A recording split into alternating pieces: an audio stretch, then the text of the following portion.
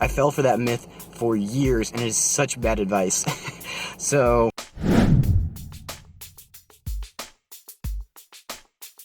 alright guys, so for breakfast this morning, I've got eggs and oatmeal. I just throw the eggs right on top of the oatmeal. It doesn't bother me. That grosses you out. Just put them in 2 separate bowls. For the oatmeal, I like to put in some banana and a little bit of cinnamon and then a little bit of salt there to kind of bring out the flavor. And then other than that, I just have a cup of coffee. This is the closest thing to a pre-workout that I drink. It's just flat coffee. So just a little tip there. If you're looking for a cheap pre-workout, that's the easiest way to do it, because if you look at most pre-workouts, the first ingredient on there is caffeine. Alright, so I just got done working out, got my protein shake here. I wanted to talk to you about one of the myths surrounding whey protein powder. When I first got into fitness, I fell for just about every myth out there, including this one, which goes something like this. If you mix whey protein powder with milk, it completely eliminates any potential gains in your protein shake, which is just crazy. I fell for that myth for years, and it is such bad advice.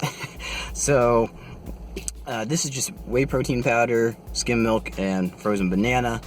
But the myth, if you haven't heard this before, it goes something like this. You have to have protein immediately after a workout, otherwise you miss that anabolic window, and all your gains just go out the window. Doesn't really work that way.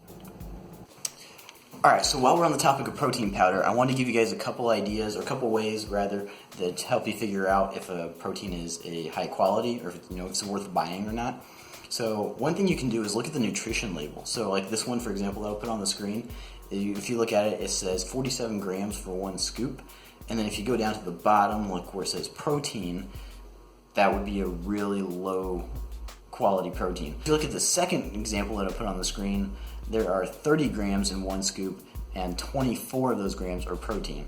So that works out to be 80%, which is really good, especially if it's a blend of whey protein isolate and whey protein concentrate. Whey protein isolate is going to have a higher protein content than concentrate, and then if it's a blend of isolate and concentrate, it's going to be somewhere in the middle. If you're looking for a general recommendation of like what kind of protein percentage is a good ratio, I would say about 75%. If it's lower than 75%, it's not worth your money, in my opinion.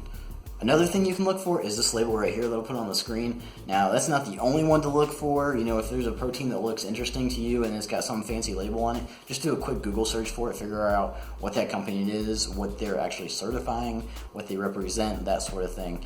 I really like this one because it means that it's tested for banned substances, so this is really important if you're an athlete and you're taking drug tests. You don't have to worry about any illegal substances showing up in your drug screen. Alright, that's all I've got for you today. Thank you so much for watching. I really appreciate your time. If you like this video, hit that like button and consider subscribing to my channel. Thanks. I'll see you next time.